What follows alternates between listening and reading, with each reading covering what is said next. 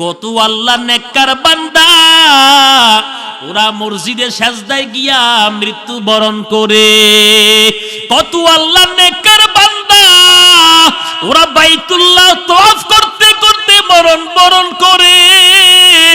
এগুলি হলো সম্মানজনক মরণ। আরো কত আল্লাহর বান্দা আছে দেখবেন তারাবি নামাজ পড়তে গিয়া দাঁড়ায় পড়তে পড়তে একসময় হার্ট স্ট্রোক করে মারা দেয়, আছে না নাই? ও নবীর উম্মতের দল, অতএব রাহমাতুল লিল আলামিন বলেন দুনিয়ার জমিনে যেভাবে তুমি জীবন যাপন করবা ওইভাবে তোমার মরণটা হবে। নবীজি বলেন আয়েশা, আমি চাই আমার মরণটা রোজা অবস্থায় হোক, যাতে আমি হাসরের ময়দানে রোজা অবস্থায় দাঁড়াইতে পারি। আমরা ওই নবীর উম্মত, নামাজের মধ্যে দাঁড়াইলে বাজারের হিসাব, দোকানের হিসাব, সংসারের হিসাব শুরু হয়ে যায়। এমন নামাজি আমগো সমাজে আছে না নাই? কত নামাজি মসজিদের ভিতরে ঢুকলে ইমাম সাহেব দেখে না, উনি তো সামনে থাকে। পিছনের দিক দিয়া যদি কোনো ভালো নামাজি ঢুকে দেখে খেলা কারে কয়, কথা কর ঠিক না বেটি?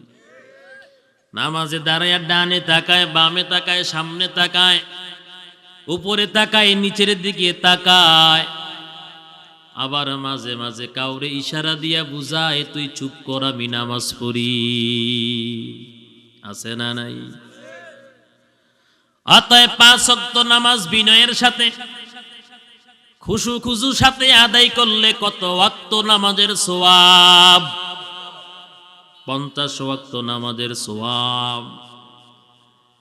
2 নাম্বার, আল্লাহ পাক সূরাতুল বাকারার শেষের 2 আয়াত বিশ্ব নবী এবং তার উম্মতদেরকে অপটৌকন দিলেন, পুরস্কার দিলেন।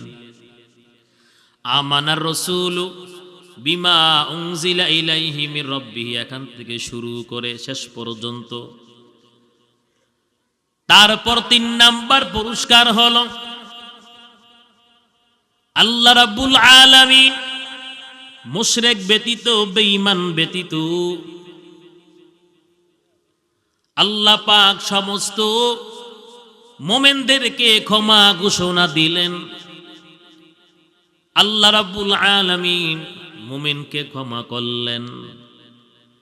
মুফাসসিরে কেরাম এখানে ব্যাখ্যা দিয়া বলেন, মানুষ যদি তোমরা মনে করো আল্লাহ পাক তো ক্ষমার ঘোষণা করছে, অপরাধ করবা তওবা করবা, অপরাধ করবা তওবা করবা, গুনার কাজ করবা তওবা করবা, কিন্তু না না না, দুনিয়ার জমিনে বর্তমান যারা জুলুম করে, দুনিয়ার জমিনে যারা নামাজ বাদ দেয়, নামাজ পড়ে না, বেপরদায় চলে, কোরআন তেলাওয়াত করে না, আরেকজনের মাল আত্মসাৎ করে, এতিমের মাল আত্মসাৎ করে, গরিব দুঃখী মিসকিনদের হক আদায় করে না, তাদের মাল পর্যন্ত আত্মসাৎ করে, আল্লাহর কসম এমন পাপীরা গুনাহগাররা ক্ষমা চাইলে হবে না, বরঞ্চ যার উপর জুলুম করেছে ওই মজলুমের কাছ থেকে আগে ক্ষমা নিয়ে তারপর তওবা করা লাগবে।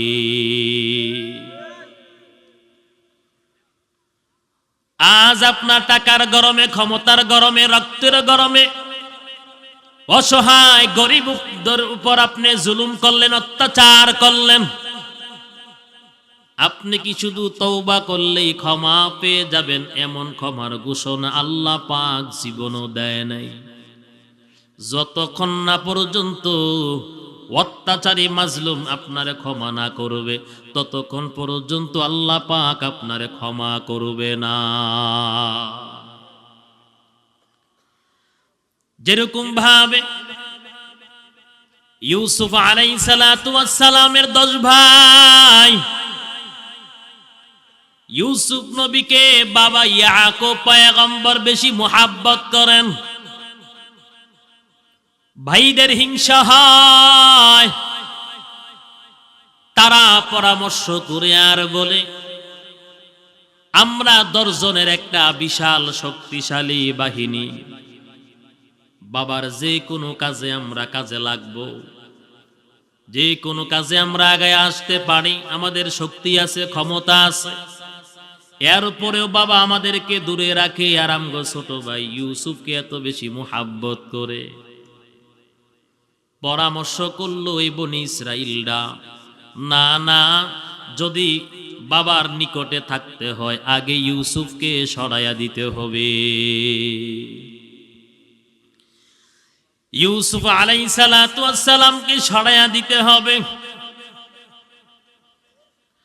আর বাবা ইয়াকুব ইউসুফকে কেন এত মুহাব্বত করেন, কেন এত ভালোবাসেন? কারণ ইউসুফ পয়গম্বর ছোটবেলা স্বপ্নে দেখে আর বলেন, ইদ ক্বালা ইউসুফু লিআবিহি ইয়া আবাতি ইন্নী রাআইতু আহাদা আশারা কাওকাবা ওয়াশ-শামসা ওয়াল কমারা রাআইতুহুম লি সাজিদিন।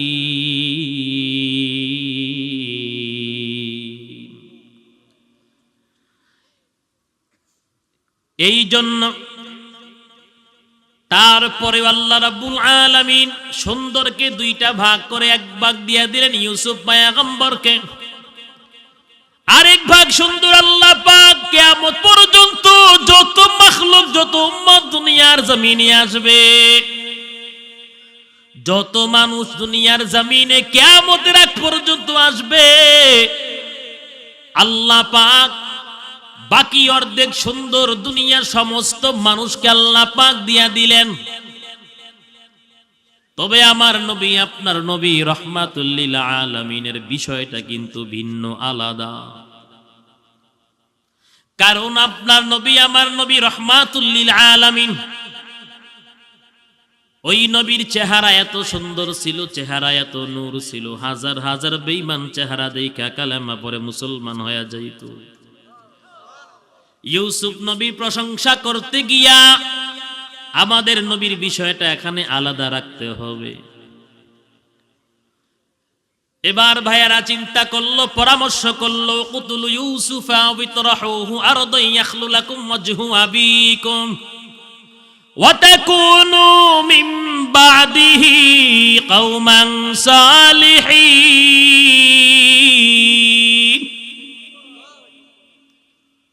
তারা পরামর্শ করে বনি ইসরাইলরা, না, ছোট্ট ভাই ইউসুফকে হত্যা করতে হবে, তাকে কতল করিয়া, তাকে হত্যা করিয়া তারপর আমরা তাকে মারলে আমাদের বড় একটা গুনাহ হয়ে যাবে। তারপর কওমান সালিহিন, আমরা তওবা করব, ভালো মানুষদের অন্তর্ভুক্ত হয়ে যাব। ইউসুফকে আমরা হত্যা করার পর আমরা তওবা করে ফেলব, যেহেতু বড় একটা গুনাহ আমরা করেই ফেলেছি। এই পরামর্শ তারা করল।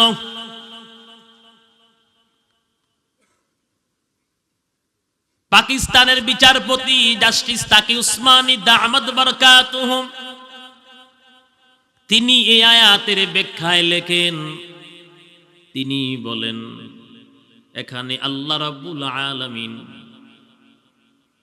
বান্দাকে তওবা করলে ক্ষমা করে দিবেন, কিন্তু এখানের ব্যাখ্যা হলো যেই সমস্ত বাবার কাছে স্বপ্ন বলেছে, বাবা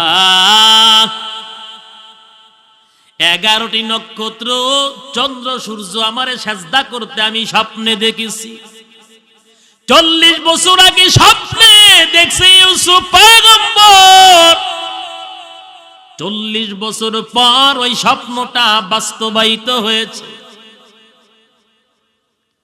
এই 11 ভাই অন্ধকূপের মধ্যে ইউসুফ নবীরে কিভাবে বাবার কাছ থেকে তারা নিল। আরসিলহু মা'না গাদাইয়ার তা'ওয়াল আব, বাবার কাছে গিয়া বলে, বাবা কেন তুমি আমগো ছোট ভাই ইউসুফকে আমাদের সাথে খেলা করতে দাও না? কেন আমাদেরকে কি তুমি বিশ্বাস করো না? কারণ আমরা তো ইউসুফের হিতাকাঙ্ক্ষী, আগামীকাল আমাদের সাথে আমগু ছোট ভাই ইউসুফরে নিয়ে যামু। এবার বাবারে বুঝায়া বাবা ইয়াকুব নবী দিতে চায় না, এরপর নিয়ে গেল। আগ থেকেই তো পরিকল্পনা, মারবে না কিন্তু অন্ধকূপের মধ্যে ফালায়া দিবে। অন্ধকূপের মধ্যে ইউসুফ নবীরে ছেড়ে দিবে। আল্লাহ পাক ডাক দিয়ে বলে, ও জিবরাইল, ইউসুফকে আমি আল্লাহ ভবিষ্যৎ পয়গম্বর বানায়া দুনিয়ার জমিনে পাঠাইলাম। ওই যে দেখো বনি ইসরাইল 10 ভাইয়েরা মিলে আমার ইউসুফরে অন্ধকূপের মধ্যে ফালায়া দেয়। তুমি তাড়াতাড়ি দৌড়াও, কারণ অন্ধকূপের মধ্যে নিচে আবর্জনা ময়লা আছে। ইউসুফ যদি পড়িয়া যায় বড় ধরনের আঘাত পাবে। তখন জিব্রাইল আলাইহিস সালাতু ওয়াস সালাম 7 আসমানের উপর আরশে আজিমের নিচে জিব্রাইল আলাইহিস সালাতু ওয়াস সালাম বলে, বনি ইসরাইল ইউসুফরে কূপের মধ্যে ফেলে দেবে আল্লাহ পাক এই সময় আমারে বলেছেন। 7 আসমান কত পরে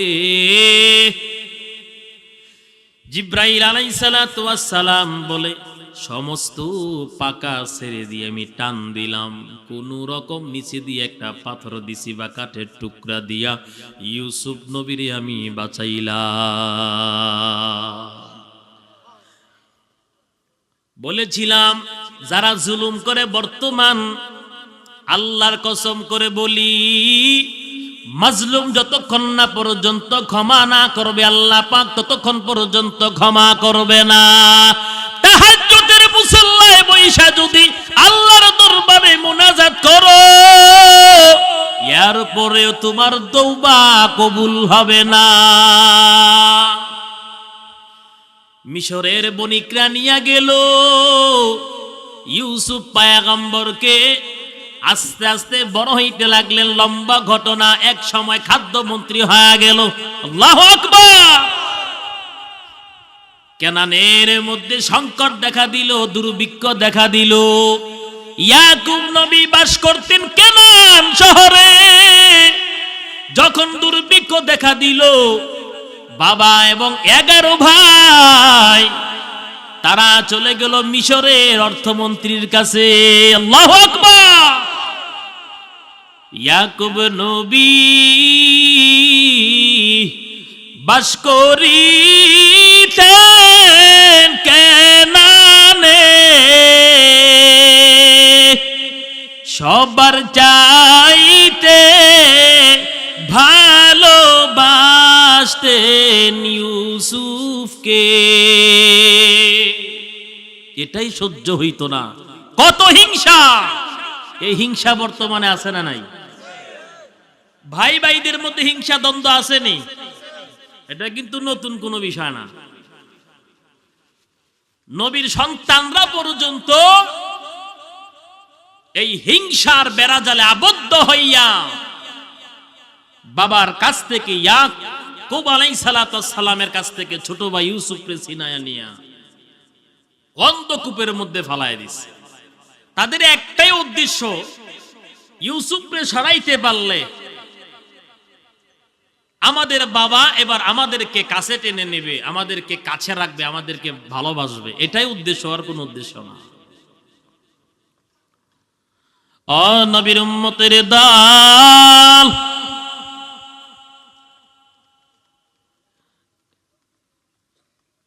এগারো ভাই মিলে ইউসুফ আলাইহিস সালামকে অন্ধকূপের মধ্যে ফালায়া কান্নার বাহানা করে আর জামাটার মধ্যে বকরি রক্ত লাগাইয়া বাবার কাছে গিয়া দৌড়ায় আর কান্নার ঢং করে। ঢং, কিছু মানুষ আছে কান্দে না কিন্তু ঢং করে, আছে না নাই?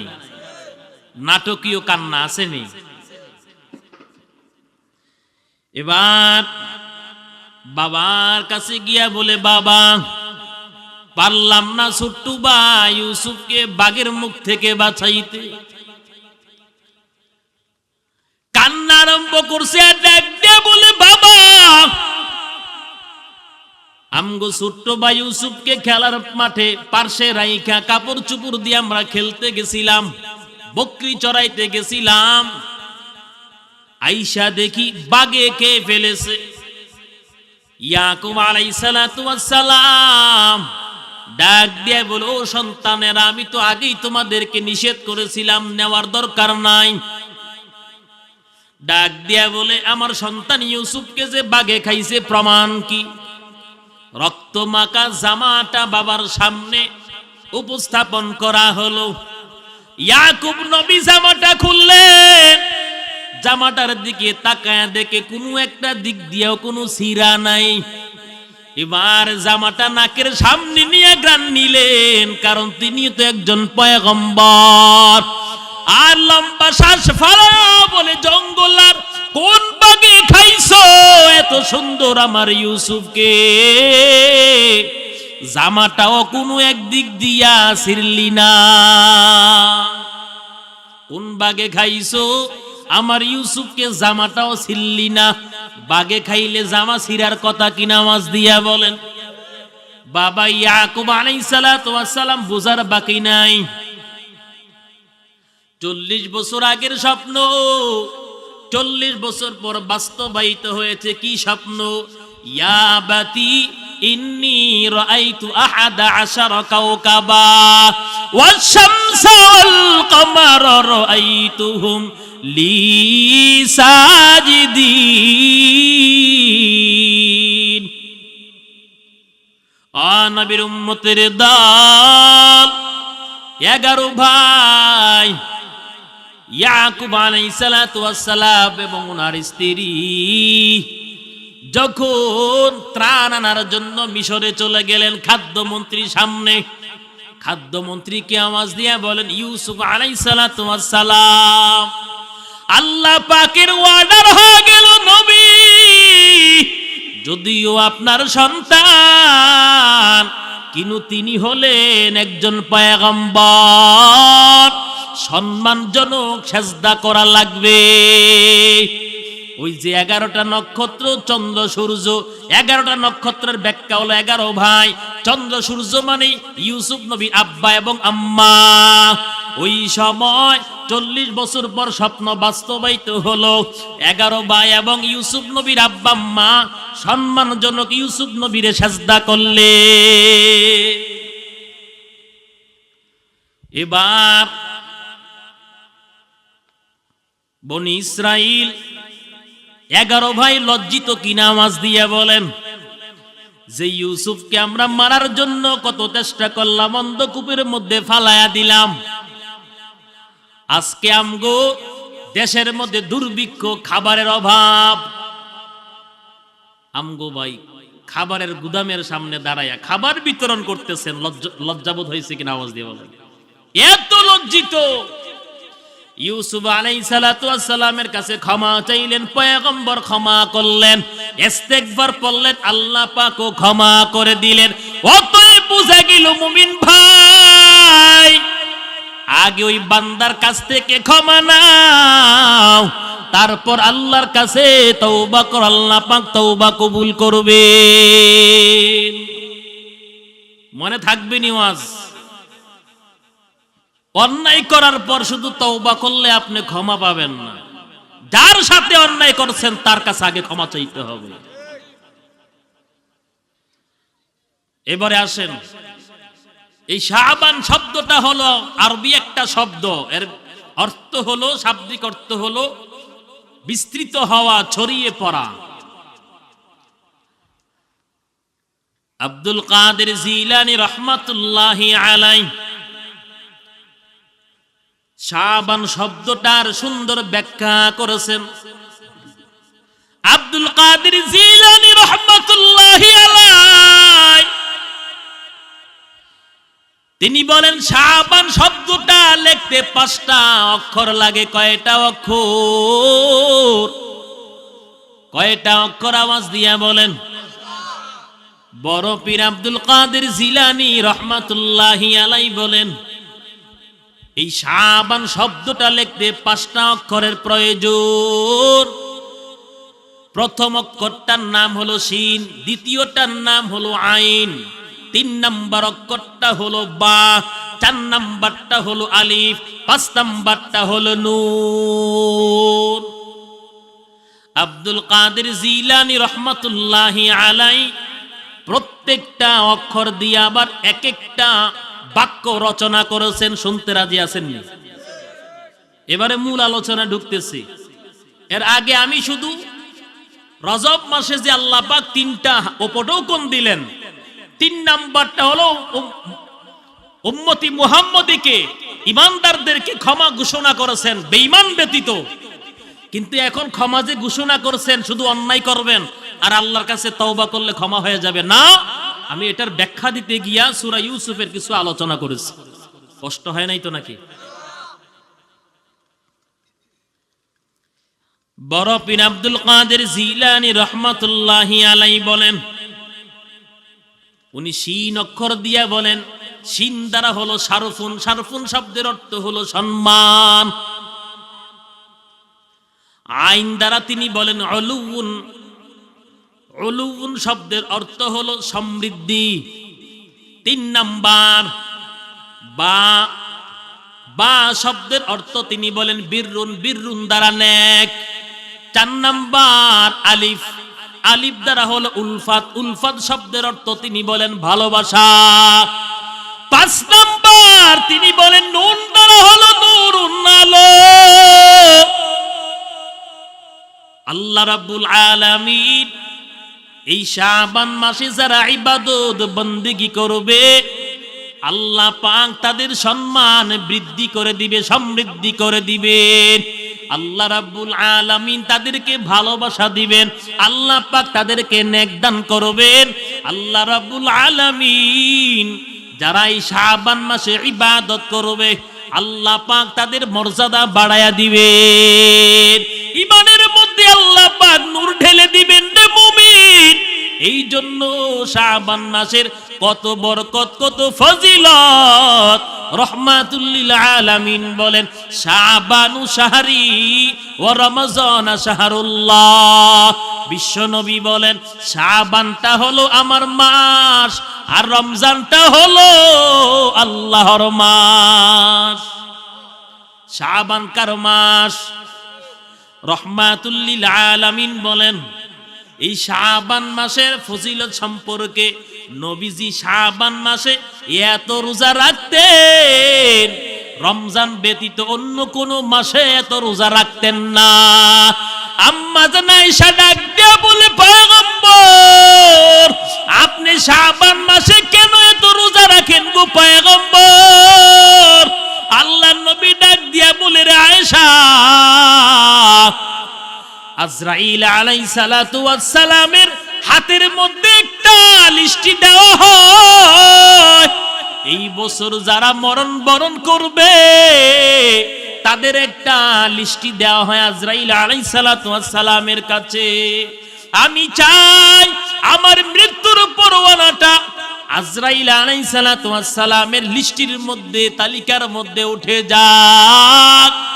কারণ রহমাতুল লিল আলামিন বলেন, যার মরণ যে অবস্থায় হবে ওই বান্দা হাসরের ময়দানে সেই অবস্থায় দাঁড়াবে। নবী বলে, আয়েশা আমি চাই আমার মরণটা রোজা অবস্থায় হোক, যাতে আমি হাসরের মাঠে রোজাদার অবস্থায় দাঁড়াতে পারি। রহমাতুল লিল আলামিনের চিন্তাধারা কেমন? নবীজি বলেন, তাহিয়াউনা কামা তামুতুন ওয়া তামুতুনা কামা তাহিয়াউন। রহমাতুল লিল আলামিন বলেন, দুনিয়ার জমিনে যার মরণটা যে অবস্থায় হবে ও বান্দা হাসরের মাঠে ওই অবস্থায় দাঁড়াবে।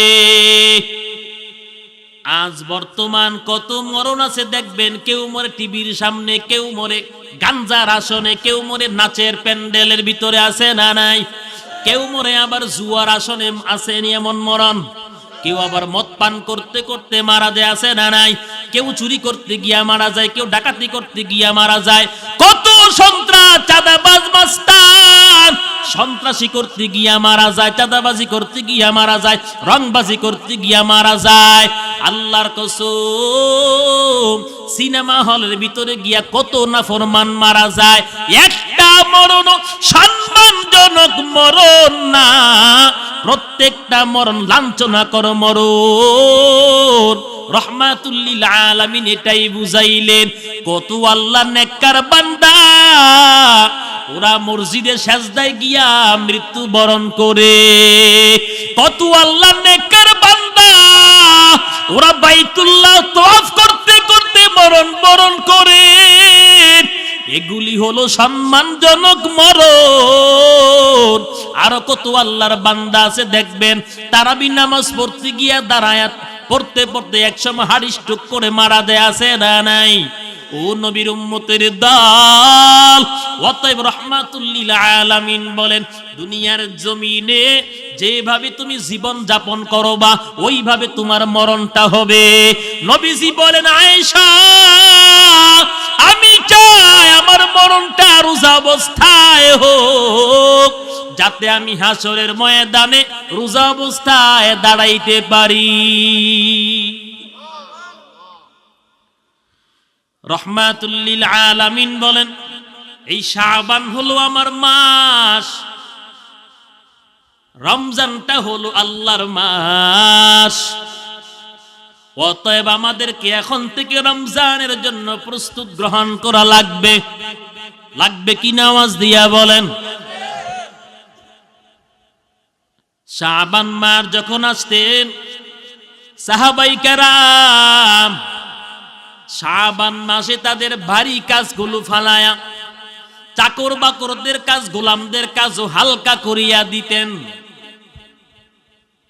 সাহাবাই কেরাম শাবান মাসে কোরআন তেলাওয়াত করতেন, বেশি বেশি নফল নামাজ পড়তেন, ইবাদত বন্দেগী করতেন। আর যখন রমজান চলে আসতো ইতিকাফে বৈশা যাইতে। যেই সাহাবারা দুনিয়ার জমিনে থাকতে জান্নাতের সার্টিফিকেট পাইছে, তাদের আমলের অবস্থা আর আমগো দুর্বল ইমানদার আমগো আমলের অবস্থা করু। সাহাবাই কেরাম কেমন ইমানদার ছিলেন, ইমানের ফল আমল দ্বারা জীবনটা পরিচালিত করেছেন। কথা কোন ঠিক না বেঠিক? ইমানের ফল কি? আওয়াজ দিয়ে বলেন। আমল। ইমানের ফল কি? আওয়াজ দিয়ে বলেন। ইমানের ফল কি? আওয়াজ দিয়ে বলেন। ও নবীর উম্মতের দল, আমল বিহীন ঈমান ওই সমস্ত গাছের মতো যে গাছের মধ্যে কোনো ফল ধরে না। আমল বিহীন ঈমানদার ওই সমস্ত ফুলের মতো যেই ফুলের সুবাস নাই। কথা কোন ঠিক না বেঠিক?